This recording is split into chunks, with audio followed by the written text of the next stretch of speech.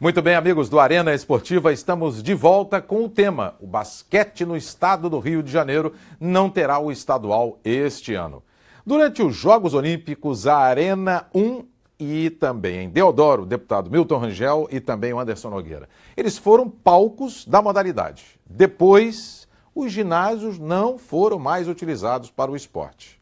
O Maracanãzinho, que foi palco do vôlei, não está apto para as partidas. Também ninguém sabe quem tem a chave. Uns dizem que é o Odebrecht, outros dizem que é o governo do estado.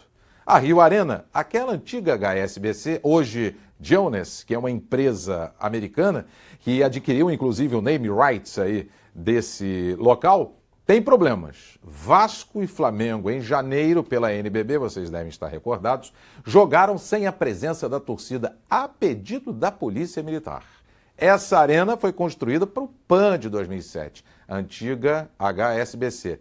Aí a PM pediu, o deputado Milton Rangel e o deputado Anderson Nogueira, para que Vasco e Flamengo jogassem sem torcida. E aquele espetáculo bonito dos verdadeiros torcedores. Até o Milton colocou da questão das torcidas, porque o problema das torcidas, você está mais centrado na questão das torcidas organizadas, que se mata até entre elas mesmas do mesmo clube, sim, né? As torcidas do Vasco, do Flamengo, a raça que não conversa com a Jovem, Fly e assim por diante. Então você precisa de uma reorganização da questão das torcidas organizadas. Esse é um ponto, né? Não São são Paulo, organizadas, são quadrilhas organizadas. Exatamente. Né? Então o torcedor comum que vai ao estádio, esse não é baderneiro, esse pelo contrário. Sim. Inclusive, houve uma política de achar que encarecer ingressos ia afastar a torcida. E não aconteceu. Não. Ou seja, a coisa de encarecer ingresso é uma besteira, é uma idiotice. É para alguém ganhar mais dinheiro com essa situação. Agora, se você pensa que no futebol, que é o esporte que tem todo o apelo, né, aconteceram esses problemas que eu já citei, por exemplo, de estadual da segunda divisão, mas podemos falar do Maracanã. Maracanã fechado, né, o maior estádio, o símbolo do futebol brasileiro, né, o símbolo da nossa paixão, não só do Rio, mas de todo o povo brasileiro, fechado. Sim. Por uma questão de uma lógica de uma escolha política. Né? E, inclusive, a própria LERJ realizou uma grande audiência pública para discutir essa questão do estádio no Maracanã. Infelizmente, poucos avanços e uma questão muito clara para a gente da divisão dos pensamentos dos próprios clubes. E com razão também, porque naquela discussão a gente percebe que quer cada um puxar a sardinha para o seu lado. E ninguém, às vezes, está pensando exatamente no futebol como um todo e não entende que o enfraquecimento de um leva ao problema do futebol do Rio. Claro. E não é diferente no basquete. Então eu quero fazer o apelo, acho que eu, deputado Milton, podemos até usar o plenário para estar tratando dessa questão, inclusive chamar o JEP. O JEP precisa explicar, a Polícia Militar, através desse grupamento especial, que é para as arenas esportivas, precisa explicar a sua lógica. Porque não é aceitável cobrar de clubes que se adaptem à segurança, quando é a segurança que tem que se adaptar aos clubes. Então, para mim, isso é absurdo, né? E o Estado tem que garantir, sim, que o esporte possa acontecer e não taxar dessa forma ou daquela forma. Eu acho que nessa história toda, para mim, na minha opinião, há equívocos graves, principalmente cometidos pela política de segurança. Deputado Milton Rangel, o deputado Anderson Nogueira tratou do aspecto da segurança. Quer ver um negócio? O problema da segurança afastou clássicos nos ginásios do Tijuca Tênis Clube, na Rua Desembargador Isidro. Ano passado, Vasco e Flamengo com torcida única, vou repetir, Vasco e Flamengo com torcida única, teve problemas.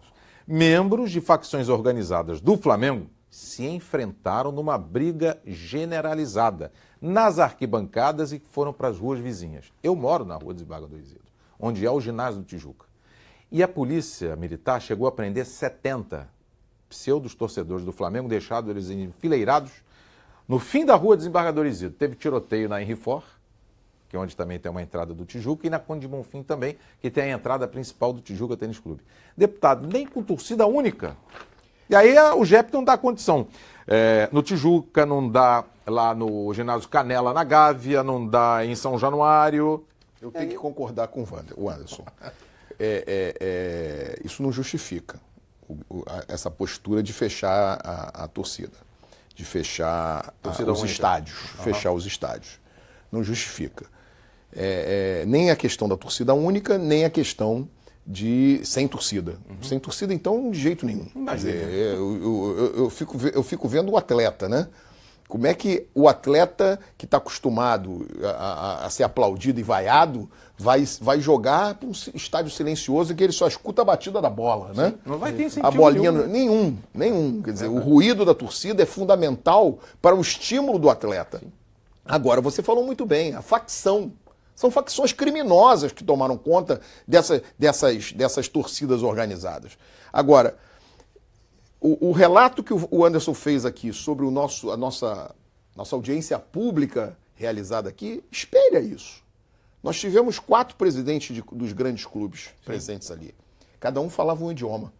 Eu estava na audiência pública. Eu sei. O senhor também estava? Eu também estava lá. Os 4, cada um falava um idioma. Ou seja, não eram dirigentes que você espera que o teu time tenha. Porque o meu time, eu quero que ele defenda, eu quero que o dirigente defenda o meu time até debaixo d'água. Mas defenda o meu time com seriedade, com política, com visão, não com confronto. Pô, o cara que é dirigente do Fluminense não pode falar com o dirigente do Flamengo? Que isso? O Eurico Miranda chegou lá, já chegou batendo em todo mundo. O presidente do Flamengo era odiado por todos os outros 3. Isso reflete nas arquibancadas? Com certeza, isso reflete na torcida. Isso é fruto, é a origem de todo esse problema. São os nossos dirigentes. Eu não tenho a menor dúvida disso. Que os nossos dirigentes estimulam o crescimento dessa bandidagem direta e indiretamente. Estimulam direta e indiretamente. Isso é uma denúncia, sim, ao crescimento dessas facções criminosas. É dentro do clube que se financia as torcidas organizadas. Aí você chega lá, tem gente que tem denúncia de tudo que é tipo chefe de torcida organizada. De estupro, de tráfico de droga, de assassinato, tá lá chefe de torcida organizada do Flamengo, do Fluminense, do Botafogo. Nenhum deles está imune a isso, não. Ué, do Corinthians, aquele menino que foi morto na Bolívia, né?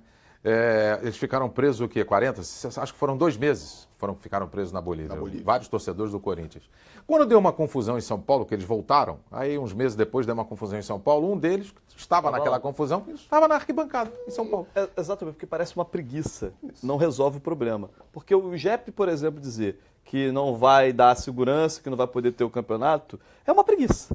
Não resolve o problema. Como que se resolve o problema? Pegando todas as instituições, incluindo o Ministério Público, e fazendo o fichamento. Aquele torcedor que é baderneiro nunca mais pode entrar no estádio, nunca pode mais entrar no ginásio.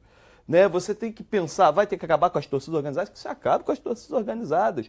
Agora, é preciso tentar resolver o problema. Né? Agora, ficar jogando dessa forma é fingir que o problema não existe e resolve na base da preguiça colocando debaixo do tapete.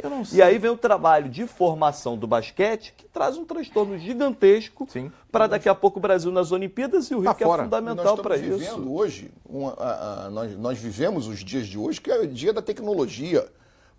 Nós vivemos a era da tecnologia. Tecnologia comanda tudo. Ora, a coisa mais fácil é tecnologia para identificar quem são esses caras. Mas o governo federal tem uma proposta de identificar o torcedor. Agora também não adianta dar a proposta e dizer assim, se virem os clubes que não têm a mínima condição hoje. Isso tem que ser uma política de Estado. De segurança. Isso é uma política de Estado. De segurança. Né? É uma política de Estado. Agora você não pode ficar também, faz isso, mas quem vai fazer são vocês, os clubes. Não dá. Você, através da biometria, através do reconhecimento facial, são tecnologias que não são mais novidade, não. Há 15 anos atrás até podia ser novidade, mas hoje não. Através da biometria, através do reconhecimento facial, você encontra rapidamente uma pessoa que é procurada pela polícia. E a maioria desses caras que nós estamos falando aqui são procurados pela polícia, são foragidos, tem ficha criminal. Então, é muito fácil barrar esses caras no estádio. Basta querer, basta ter uma política de segurança, né? Política de Estado que permita que o pai leve seu filho para o estádio, sua esposa, e etc. Né? E a família vá ao estádio. Né? A família possa voltar a frequentar o estádio. E quando a gente fala em planejamento, desculpe, Rui, te cortar, mas o planejamento ele vale para todas as esferas. Agora, não basta ser o planejamento que é engavetado, porque saiu um prefeito e entrou o seu opositor, que ele engaveta, por exemplo, o planejamento que foi criado para a questão do legado olímpico, por exemplo. O planejamento é para ser cumprido independente de quem seja o governo, porque não é uma política de governo, é uma política de município, é uma política de Estado. Isso que você disse é importantíssimo. E aí fica muito difícil, só porque mudou o partido do prefeito, é um outro grupo político que esquece tudo e vamos... Ora, a gente tem que pensar com uma cabeça muito mais aberta e a população tem que fazer a cobrança necessária para que o legado olímpico realmente seja validado. Isso teve um planejamento lá atrás, não vou entrar nesse mérito, ou se não houve, que se faça agora. Agora, já passou tempo, já são 8 meses de governo da Prefeitura do Rio, que não dá para ficar jogando a culpa tudo no anterior e não resolver o que tem que ser resolvido. Agora, sem o início dessa temporada, pré-temporada, né, de basquete, os clubes vão ter que fazer um novo planejamento, porque vem aí a NBB. E os clubes do Rio de Janeiro, que vão disputar a NBB, vão ficar em desvantagem em relação aos outros estados, deputado Milton e deputado Anderson. E fora os profissionais.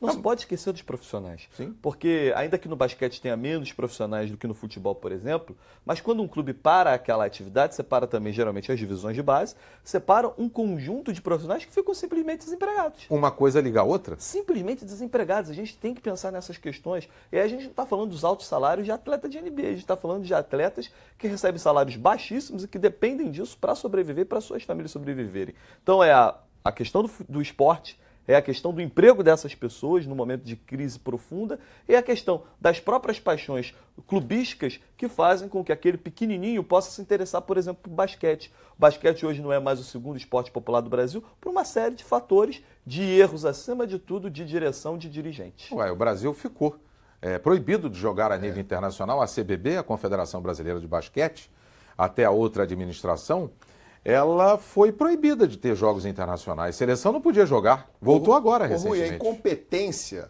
dos dirigentes do nosso... Não digo só do basquete, não. Do basquete é mais vergonhosa. Mas a incompetência dos nossos dirigentes como um todo... Nós tivemos agora a crise naquela... Prenderam o pessoal da Federação CBDA, Confederação Brasileira de Desportos Aquáticos, Guaraci Nunes. Aquáticos. Prenderam todo mundo. Nós temos essa questão do basquete que já vem com uma crise internacional.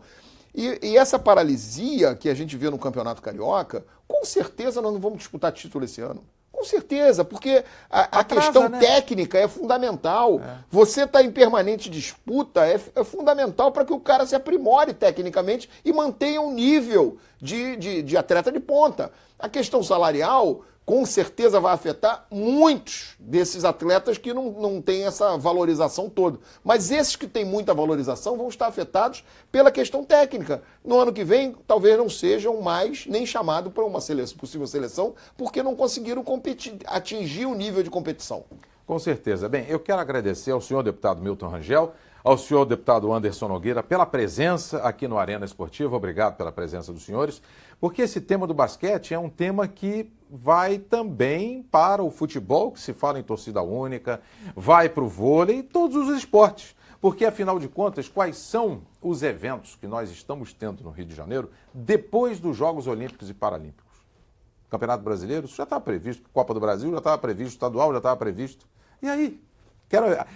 O torcedor aqui quer eventos internacionais para que essas arenas que foram construídas, deixadas como legado, pudessem, aí no caso, serem utilizadas.